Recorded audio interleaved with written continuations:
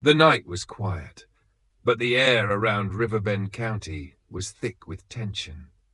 A group of officers, driven by years of bitterness and prejudice, stood over the lifeless body of a black man they had just brutally beaten.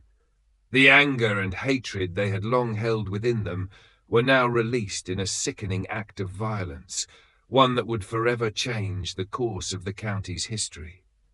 They had no idea who he was, no idea that the man they had just savagely attacked was more than just a victim of their bigotry.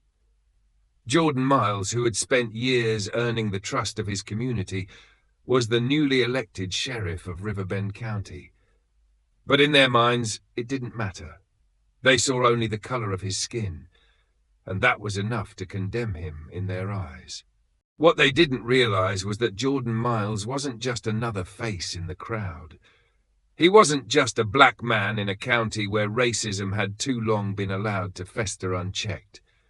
He was the sheriff, the very person who had promised to change the corrupt system, to bring justice and accountability to the department.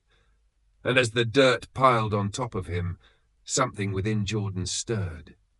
His will to survive, his commitment to his mission, was too strong to be extinguished. Despite the brutality of the attack, despite the suffocating weight of the dirt being shoveled over him, Jordan Miles fought to stay conscious. With every ounce of strength he had left, he clung to life. He knew that if he died here, in this cruel, senseless way, the very change he had fought so hard for would be lost. And that was a fate he could not allow. The minutes felt like hours as he struggled, his body battered and broken, but his mind sharp with determination. Slowly he managed to claw his way out from beneath the earth, gasping for air, his body covered in dirt and blood, but alive. As he stumbled to his feet, the rage and pain coursing through him were not just about what had happened to him, but what had been done to his community, to everyone who had ever been oppressed by the forces meant to protect them. Jordan's survival wasn't just a personal victory, it was a symbol. He would not let the hatred of those officers win. He would rise up, and he would bring justice, not only for himself, but for everyone who had suffered at the hands of those meant to serve and protect. The officers, oblivious to the fact that they had just attacked their own sheriff, were unaware of the storm that was coming for them. They would soon learn the hard way that justice would not be so easily buried. This brutal incident would serve as the catalyst for a reckoning, not only within Riverbend County, but within the entire justice system. It would force people to confront the reality of police brutality, of the deep-rooted racism that had festered in the shadows for far too long. And at the heart of it all, Jordan Miles would be there, not just as a survivor, but as a force for change, a man who would not be silenced. As you watch this moment unfold, ask yourself, how do we confront the darkness within our systems? And what does true justice look like in a world where such violence can still occur?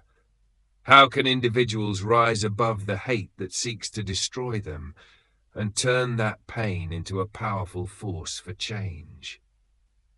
Jordan Miles had always known that he was meant for something bigger than the small, struggling community of Riverbend County.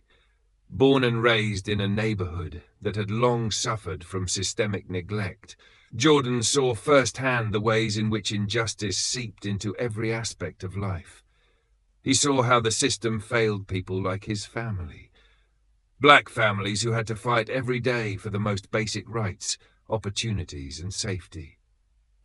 Growing up, Jordan had a deep sense of justice instilled in him by his mother, a nurse who worked tirelessly in their community, and his father, a school teacher who had dedicated his life to educating children about equality and the power of their voice. His parents had always encouraged him to pursue a career in law enforcement, to change the system from within. But Riverbend County was no ordinary place. It was a county steeped in deep-rooted racism and corruption, where the police force itself was more concerned with maintaining power than with serving the community. The county's history of discrimination ran through its veins like a poison, and those who tried to challenge the status quo were quickly silenced. Despite these obstacles, Jordan never wavered in his commitment to bring change. He excelled in school, earning scholarships that took him through law enforcement training and eventually to a job on the Riverbend County police force. He worked his way up, gaining the respect of his colleagues and building a reputation as a man who always did the right thing, no matter the cost. By the time Jordan was 32, he had become the first black sheriff of Riverbend County, a monumental achievement in a place that had long been ruled by outdated traditions, deep prejudice, and rampant corruption. His election had been a beacon of hope for many who had been yearning for change, for justice, for someone who could finally take on the powerful forces that had held the county in a stranglehold for so long. But Jordan's success came at a high cost. His family, especially his mother, had warned him repeatedly about the dangers of taking on such a powerful role in a place so resistant to change. They had seen firsthand the way the system worked, the way people like them were treated as second-class citizens, and they feared for Jordan's safety. His friends, too, had cautioned him, some even telling him that no matter how hard he fought, the system would never allow someone like him to truly succeed. "Jordan, I know you want to make a difference," his mother had said to him one night, her voice filled with concern. "But don't lose yourself in this fight. It's not just about you. You have to think about the risks, the people who will come after you, the things you'll have to sacrifice." But Jordan's response was always the same. "I didn't come this far to back down now. I know the risks, but I also know that if we don't try, nothing will ever change. The people here need someone who will stand up for them." And so, despite the warnings, Jordan pressed forward. His campaign for sheriff had been fueled by a deep desire to reform the department and dismantle the corruption that had taken root over the years. He promised transparency, fairness, and accountability in a place where those qualities had long been ignored. But Jordan knew that in a county like Riverbend, words meant nothing without action. And action was what he was ready to take. He immediately began making changes, starting with overhauling the police department's internal procedures. He implemented body cameras for officers, demanded better training on de-escalation and anti-bias practices, and introduced community outreach programs aimed at building trust between the police and the public. Jordan was not just fighting against corruption, he was fighting against a culture of hatred that had been nurtured over generations. But the road to change was never easy. The backlash from his own colleagues was swift and brutal. Many of them saw him as a threat, someone who would disrupt the system they had spent years benefiting from. They didn't want to be held accountable. They didn't want to change. And so they tried to undermine him at every turn, from passive resistance to outright sabotage. But Jordan refused to back down. Every time they tried to silence him, he grew stronger, more determined to prove that one man, one voice, could make a difference. Jordan's efforts didn't go unnoticed by the public, but neither did the dangers that came with it. The more he pushed for reform, the more dangerous his position became. He received threats, both subtle and overt, from people who didn't want to see a black man in power, from those who believed that the old ways of Riverbend County were the only ways. His family continued to worry for his safety, and his friends began to distance themselves, afraid that they might be caught in the crossfire of his fight. But Jordan held on to the belief that true change was worth the risk. He knew that the fight would not be easy, and that the road ahead would be long and filled with obstacles. But he also knew that if he didn't take this stand, no one else would. For Jordan Miles, becoming sheriff wasn't just about holding a title. It was about serving the people of Riverbend County and breaking down the systems of racism and corruption that had plagued them for far too long. As you reflect on Jordan's journey, ask yourself, how do we keep pushing for change when the odds are stacked against us? What does it take to challenge a broken system, and how do we remain true to our values in the face of adversity? Jordan Miles had always known that taking on the role of sheriff in Riverbend County would be a challenge, but he never anticipated just how hostile the environment would be. From the moment he stepped into office, it became clear that the road ahead would be filled with obstacles, not just from the community, but from the very people who were supposed to work alongside him, the deputies under his command. Ethan Cole, a 38-year-old deputy, had been with the department for over a decade.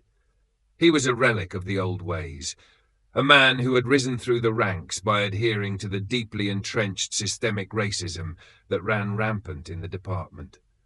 From the very beginning, Ethan made it clear that he didn't respect Jordan, not just because of his race, but because of his determination to bring real change to a corrupt system. Every morning, Jordan could feel the weight of Ethan's cold, dismissive gaze as he walked through the office. Ryan Foster, a 35-year-old deputy, was no better. He had been one of the officers who had tried to block Jordan's election campaign from the start, using his position to spread rumors, undermine Jordan's credibility, and rally support for the old sheriff. Ryan's hostility was more passive-aggressive than Ethan's. He would pretend to be cordial, but his words dripped with veiled insults and condescending remarks. It was the kind of behavior that was just enough to make Jordan feel isolated, but not enough for anyone else to openly call it out. The racism Jordan faced from his deputies wasn't always explicit, but it was woven into every interaction, every policy they resisted, and every subtle act of sabotage. They weren't the only ones who made his job difficult, though. The community, too, had its share of people who had no intention of seeing a black man in charge. Jordan received daily threats, some overt, others more subtle. He'd come to expect the anonymous letters left on his car, the phone calls filled with racial slurs, and the whispered insults in town. One afternoon, Jordan was called into a meeting with Ethan and Ryan. As he sat down at the table, he could feel the tension in the room. Ethan leaned forward, his eyes cold. "We've been doing things the same way for years, Sheriff," he said, his voice dripping with disdain. "You may be in charge, but this department runs on tradition. And if you try to change that, you'll find out how deep the roots go. We don't take kindly to outsiders telling us how to do our jobs." Jordan's blood boiled, but he knew this was not the moment to react with anger. He had to maintain control, to show them that he wasn't intimidated. "I'm here to lead this department with integrity, Ethan. We're going to do things the right way, no matter how uncomfortable that might make you." Ryan's mocking laughter cut through the air. "The right way? You mean your way? This whole town's going to fall apart if you keep pushing these changes. They don't want your kind of leadership. You're going to fail. And when you do, we'll be right here to clean up the mess." For a long moment, Jordan sat in silence. It was clear that these men weren't just opposed to his leadership, they were actively sabotaging it. But Jordan refused to be cowed. He had been through worse in his life. He had faced adversity at every turn, and he wasn't about to back down now. It wasn't just the deputies who were a threat to Jordan's authority. It was the undercurrent of racism that flowed through the very fabric of the department. The subtle looks, the dismissive comments, and the constant questioning of his decisions were constant reminders of the uphill battle he was fighting. The intimidation tactics were real, but Jordan knew that if he showed even the slightest sign of weakness, he would lose everything he had worked for. The daily toll was immense. Jordan didn't just have to fight for respect from the people who were supposed to be his colleagues, but from the very community he was trying to protect. Every step he took forward seemed to be met with 2 steps back. The constant barrage of hostility wore him down, and the emotional weight of it began to take its toll. but Jordan remained resolute. He couldn't afford to show weakness, not when so much was on the line. He knew the community was counting on him to lead with dignity and strength, to break the cycle of corruption and racism that had plagued Riverbend County for so long.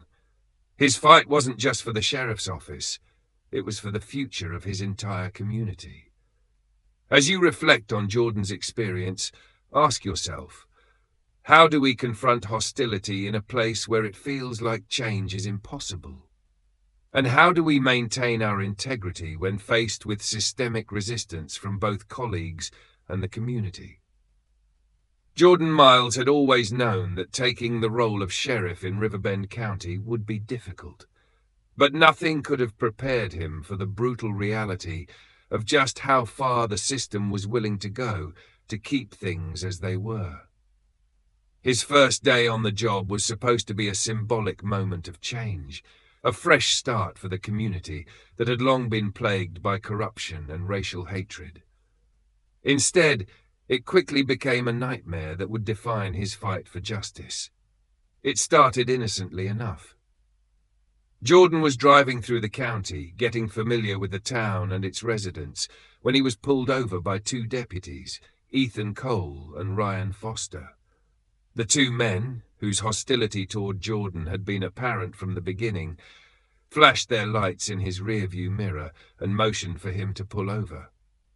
Jordan's first instinct was to remain calm. He was the sheriff now, and he knew that his every move would be scrutinized. But as soon as he rolled down his window, the tension in the air thickened. Ethan, with his cold, dismissive gaze, and Ryan, with his mocking tone, weren't just pulling him over for a routine check. This was personal. "Sheriff Miles," Ethan sneered, "you think you can just waltz in here and change things? You don't belong here." Ryan leaned in, his breath rancid with alcohol. "You're not going to last long in this town, Sheriff. This county doesn't take kindly to your kind."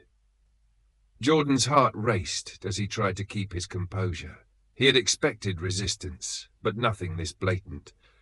"I'm just trying to do my job, gentlemen. Let me know what the problem is." "Oh, we'll let you know," Ryan spat. "The problem is you think you can come in and shake up everything we've worked for. The problem is you don't know your place."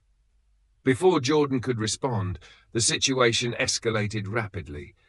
The two officers surrounded his car, their aggressive postures bordering on violent.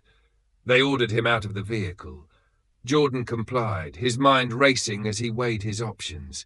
He was the sheriff now, and these men were defying his authority. But as much as he wanted to stand up to them, he had to be careful. He knew the kind of power they held, and he wasn't sure if they were willing to take things too far. It didn't take long for them to prove just how far they were willing to go. Ethan and Ryan handcuffed him, their rough hands tugging at his arms as they dragged him to a nearby secluded area. With each step, Jordan's heart sank. This wasn't just a case of bad cops. They were intent on showing him who was really in control. "You think you're a leader? Let's show you what happens to men who think they can change things here." But even as his breath grew shallow and his vision blurred, Jordan refused to give up. His body ached with every breath, but his mind remained focused. He had a duty to his community, to the people who had elected him, and he couldn't let this be the end of his fight for justice. It was in this dark, suffocating moment that a glimmer of hope appeared. Tom Harris, a local farmer and longtime resident of Riverbend County, had been passing by the secluded spot when he heard the muffled sounds of struggle. His heart raced as he approached, trying to make sense of what was happening. When he saw the two deputies standing over the buried sheriff, something inside him snapped. Without hesitation, Tom rushed forward, using his strength to dig through the dirt and pull Jordan out of the grave.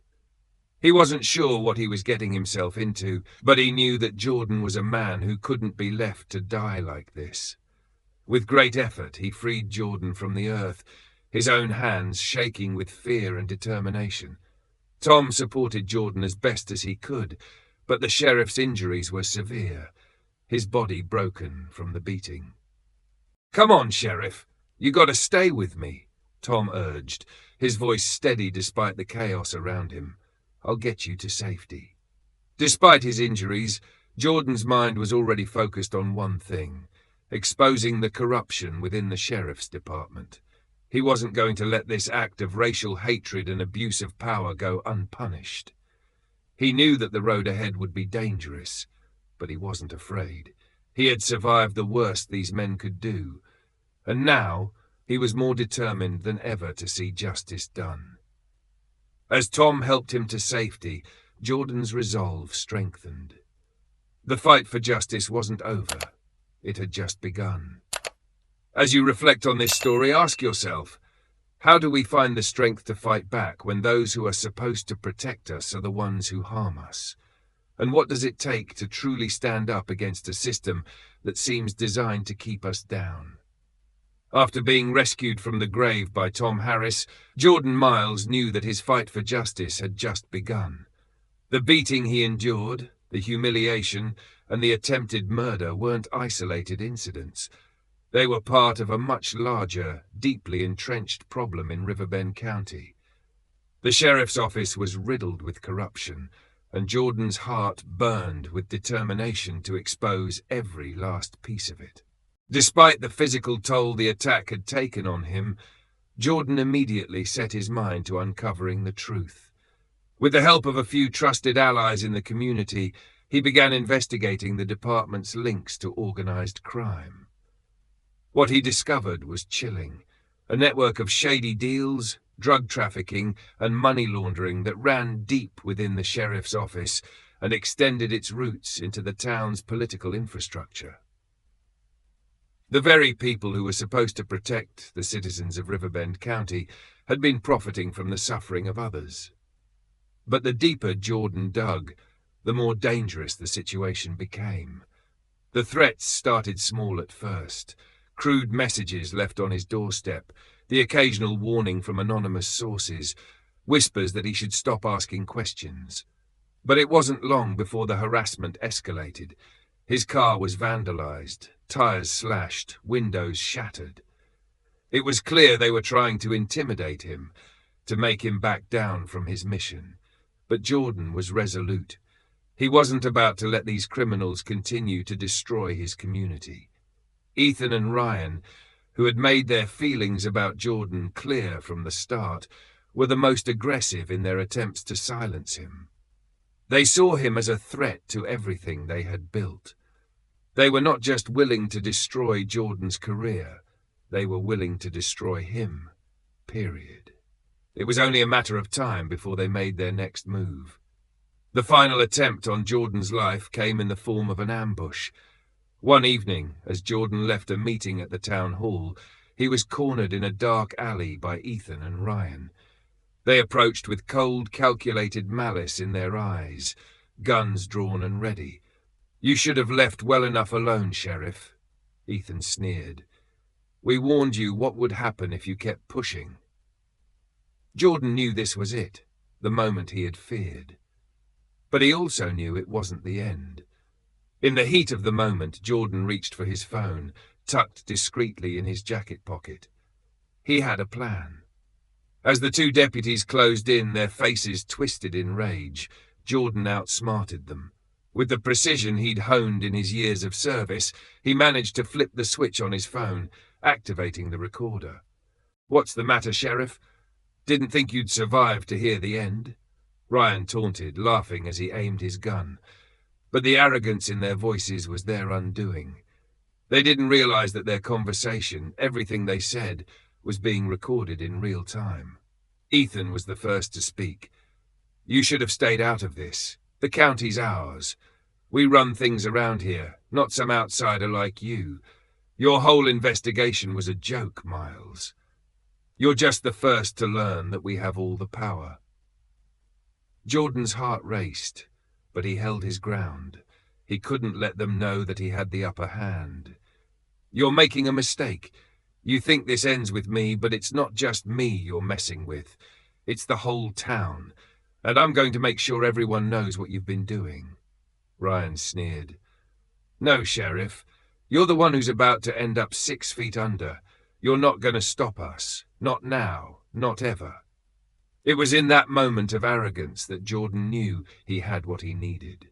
With one swift move, he lunged forward, managing to knock the gun out of Ethan's hand. In the ensuing struggle, Jordan used his training and his agility to overpower them. The fight wasn't easy. He was still injured, still weak from the beating they had given him, but the determination in his eyes, the knowledge that he had the upper hand, kept him going. Finally, in a blur of motion, he managed to get their confession on tape. They were too arrogant, too careless, and it was their undoing.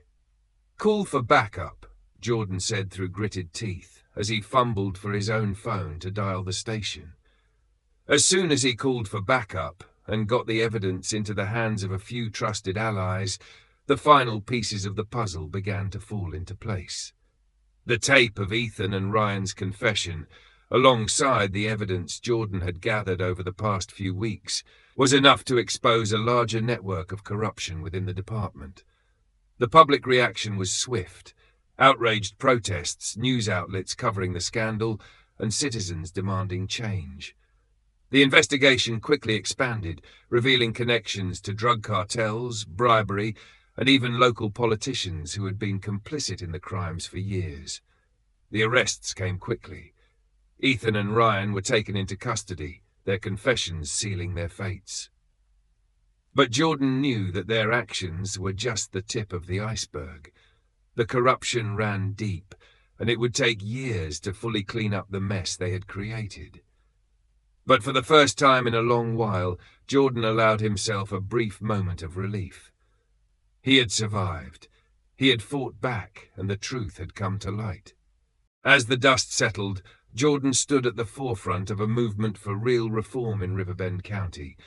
He had lost his innocence in this fight, but he had gained something much more valuable: the trust of the people he had sworn to protect, and the unshakable belief that no matter how far the system stretches, the truth will always rise to the surface. As you reflect on this story, consider, how far are you willing to go to stand up for what's right, even when the odds are stacked against you?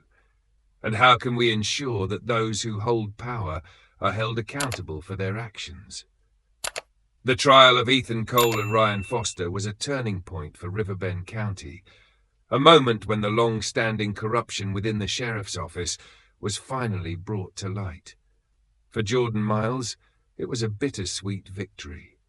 The wounds he carried, both physical and emotional, from the brutal attack and the trauma he'd endured, would never fully heal. But in the courtroom, with the weight of justice on his shoulders, Jordan stood tall. His resolve had been tested in ways he never imagined, and now he was here to ensure that those who had tried to silence him would face the consequences. The trial was intense. Ethan and Ryan tried to defend their actions, but the evidence was overwhelming. Jordan's recorded confession, eyewitness testimony from Tom Harris, and a growing body of victims who had suffered under their abuse. The courtroom was filled with tension as the prosecution laid out the case, one piece of evidence after another, exposing the depths of the corruption that had plagued the department for years. Ethan and Ryan, once so arrogant in their power, now sat in the defendant's box, their bravado crumbling with each passing moment. They had underestimated Jordan, thinking he would be just another pawn in their corrupt game. But in the end, their own actions sealed their fate. As the jury deliberated, Jordan sat in quiet reflection, knowing that this was more than just a trial. It was a symbol of the fight for justice in a county that had long been ruled by fear. When the verdict was finally read, guilty on all charges, Jordan's heart raced with a mixture of relief and anger. The men who had tried to end his life, who had used their badges to terrorize the people they were meant to protect, would now pay for their crimes. The courtroom erupted in applause from those who had been silently watching the trial unfold. This was a victory for them as well.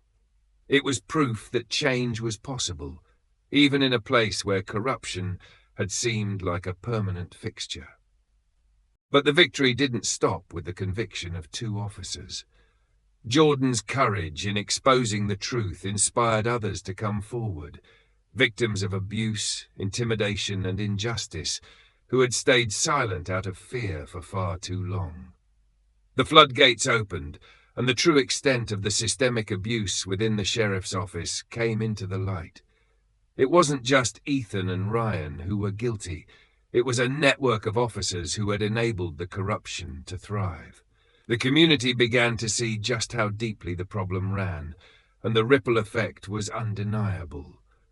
People who had once feared retaliation now saw that there was hope, that they could speak out and demand accountability. As the dust settled from the trial, Jordan knew that the work was far from over. The real challenge was rebuilding the sheriff's office and the trust of the community that had been so badly broken.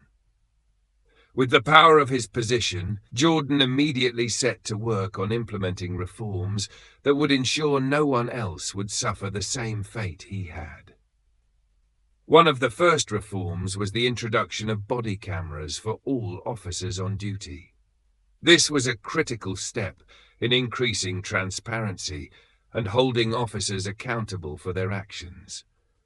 The body cameras would ensure that every encounter between law enforcement and the public would be recorded, preventing future abuses of power and giving the community a voice in ensuring that officers followed the law, not their own biases. Jordan also pushed for independent reviews of all incidents involving the sheriff's office. No longer would complaints and allegations be swept under the rug.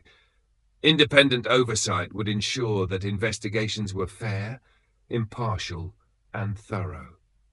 The people of Riverbend County deserved to know that justice was being served, and Jordan was committed to making sure that no one would be above the law, not even the people who wore the badge. Perhaps the most important reform was the commitment to full transparency. Jordan knew that restoring trust would take time, but he also knew that without honesty, there could be no healing. He opened the doors of the sheriff's office to the public, holding regular town halls where community members could voice their concerns, ask questions, and hold their elected officials accountable. It was a bold move, one that required vulnerability, but it was necessary to rebuild the fractured relationship between law enforcement and the community. As the reforms began to take hold, something remarkable began to happen. The people of Riverbend County, once wary of law enforcement, started to see Jordan as a symbol of change. His integrity, his commitment to justice, and his willingness to face down the corruption that had haunted the sheriff's office for years earned him the respect of his community.